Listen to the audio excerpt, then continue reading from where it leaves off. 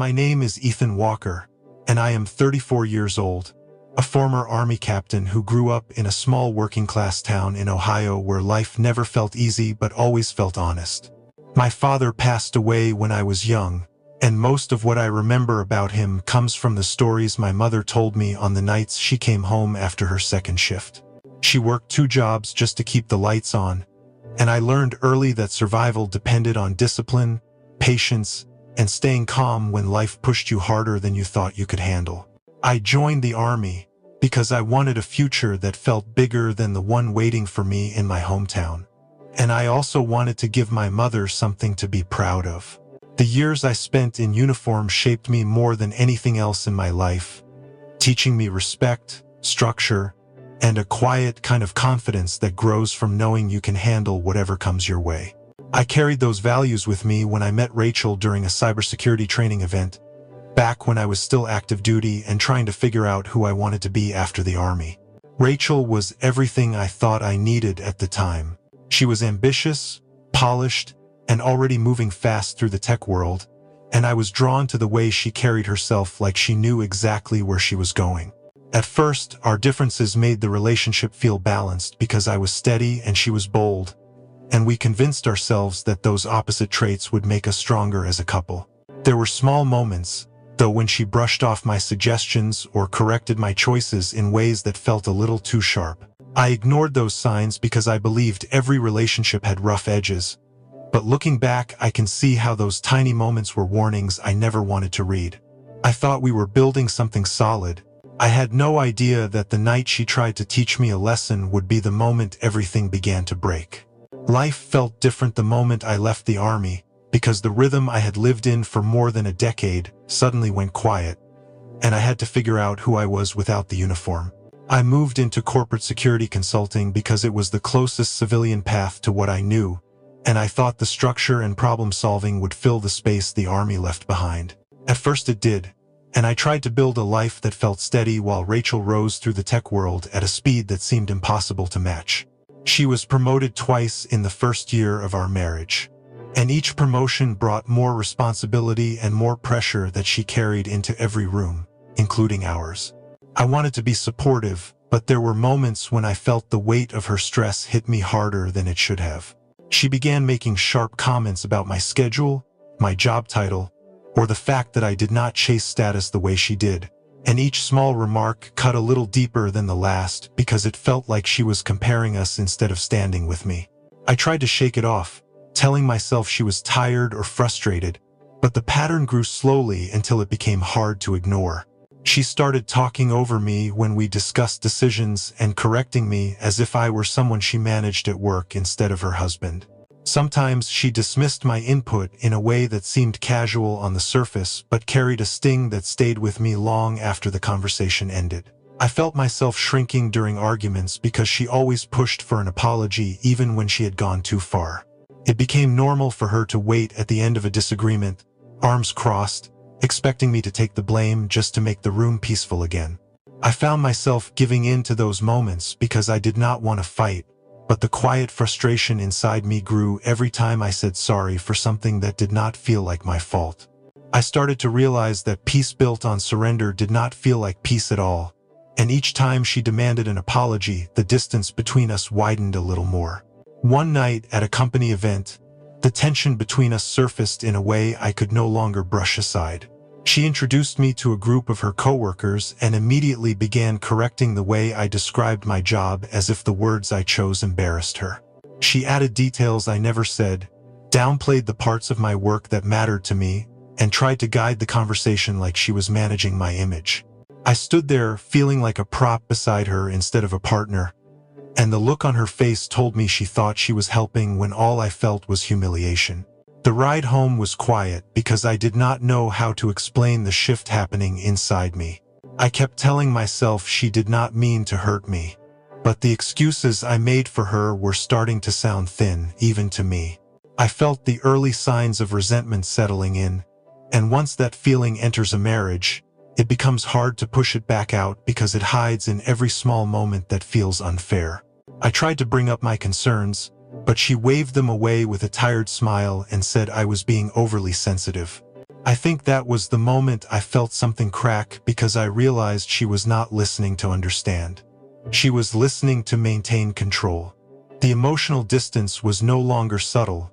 It had become a quiet space between us that neither of us tried to cross, and I knew something deeper was starting to shift inside me, even if I did not want to admit it yet. That night started with the kind of exhaustion that settles deep in your bones because the crisis at work had stretched long past the point where I could think straight. I walked through the front door hoping for quiet, but the moment I stepped inside, I could feel the tension waiting for me like a storm that had been building all evening. Rachel was standing in the living room with her arms tight across her chest, and before I had the chance to take off my coat, she launched into a list of ways I had ruined her plans. She said I never prioritized our marriage and that I left her sitting alone at dinner while I picked work over her again. I tried to explain that a security breach is never something I can ignore, but she did not want explanations. She wanted someone to blame, and I happened to be the only one standing in front of her. Her voice kept rising until the air in the room felt sharp, and all I could do was listen as she painted me as someone who had stopped caring. I felt tired, but it was not the kind of tired that comes from a long day. It was a feeling that seeped into my chest and made me realize how many times we had stood in this same place having the same argument with the same ending. She paused long enough to let the anger settle and then told me I would sleep in the guest room until I apologized for the way I treated her. There was a time when those words would have hit me like a punch because I would have believed her version of the story. That night, something else happened inside me, because instead of feeling wounded, I felt a strange kind of clarity.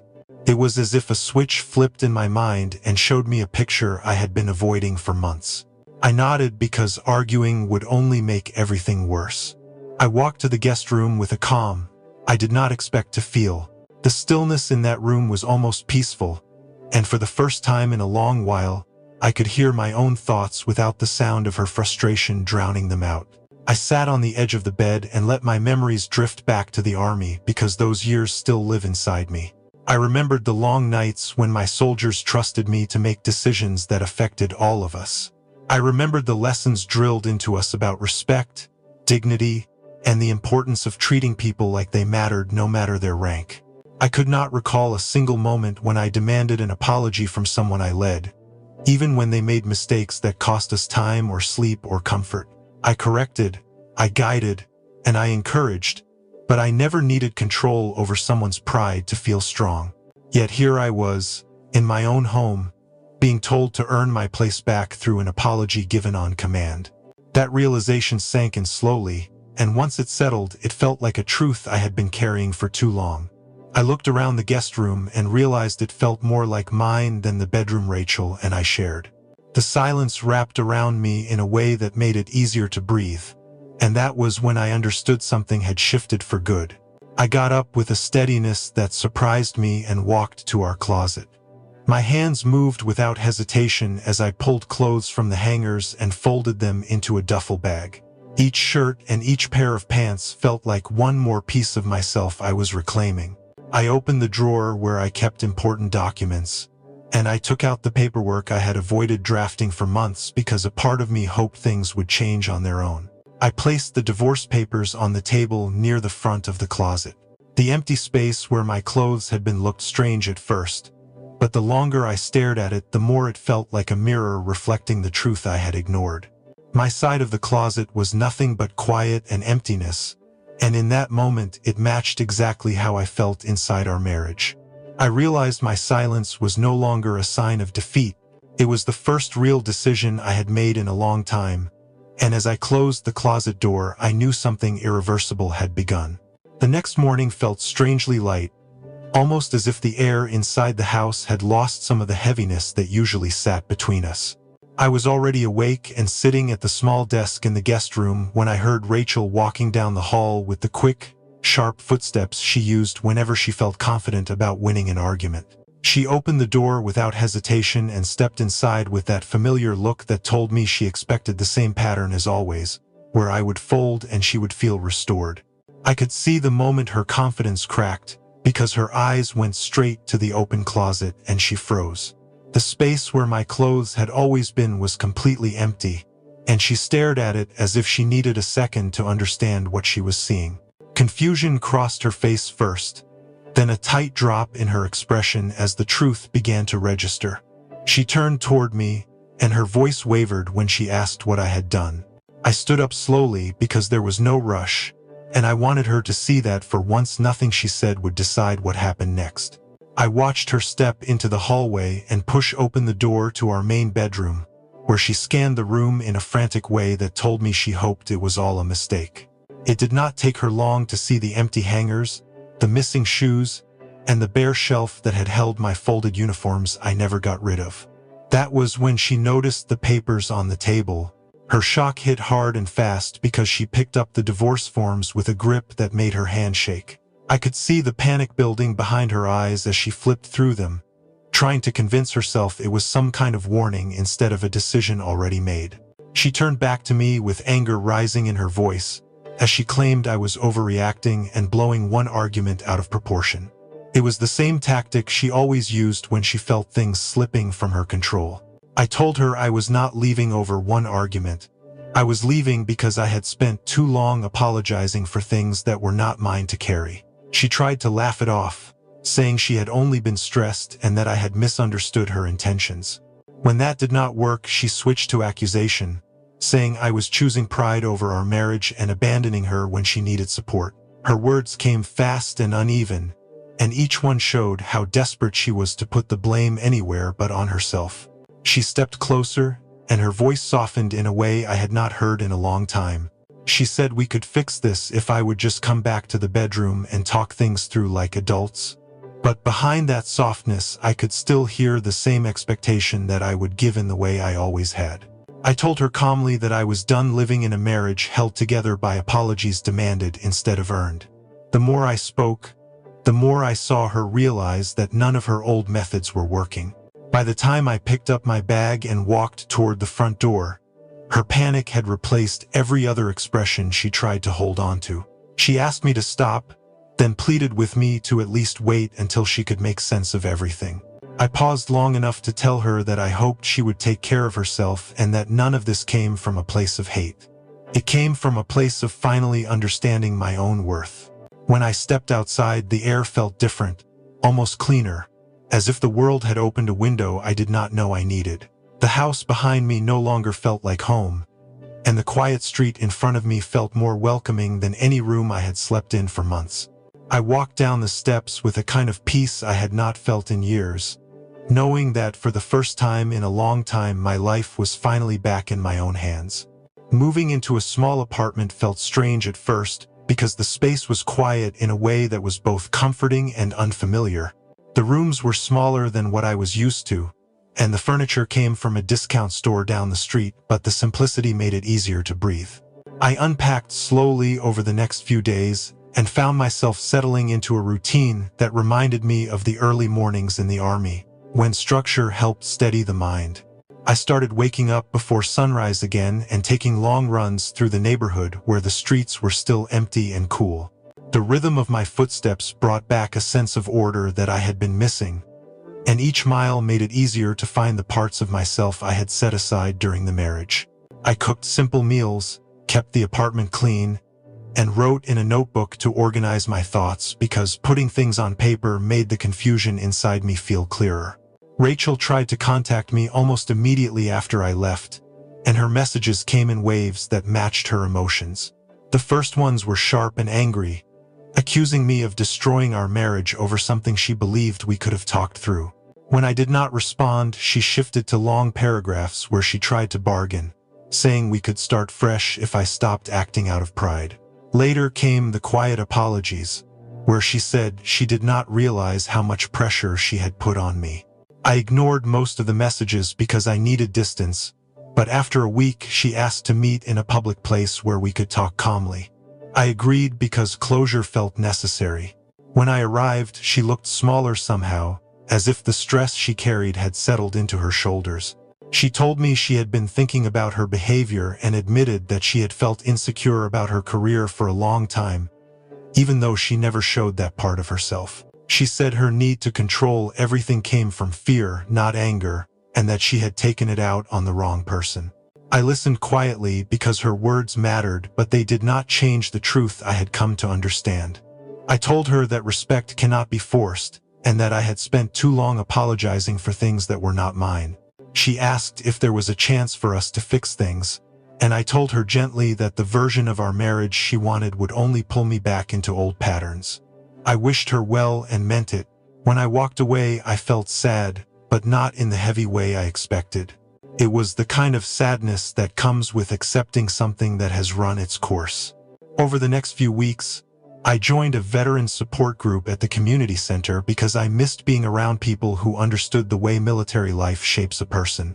The room was filled with men and women who carried stories heavier than mine, and listening to them reminded me that healing is not a straight path. We talked about transition, identity, and the way quiet moments can feel the hardest after years of living on alert. Those meetings gave me a sense of belonging I had not felt in a long time. Small signs of confidence began returning in ways I did not expect. I caught myself standing straighter, speaking clearer, and taking pride in the small progress I made each day. I even got back into teaching self-defense classes at a nearby gym, something I used to love before my life became crowded with conflict at home. Each evening, when I locked the door to my apartment, I felt more like myself than I had in years. One afternoon, I opened my mailbox and found a letter from a former soldier who had served under me during my last deployment. He wrote about a conversation we had years ago when he was close to giving up, and he said my support had changed the direction of his life. As I read his words, I felt something settle inside me, a quiet reminder that the person I had been was still there. It was the moment I realized I was not rebuilding a new version of myself. I was finding the old one I had trusted all along. When I look back on everything that happened, the part that stands out the most is how long it took me to understand that self-respect is not something you negotiate. I spent years trying to hold a marriage together by staying quiet and taking the blame because I thought that keeping the peace meant keeping the relationship alive. What I learned is that peace built on silence is not peace at all.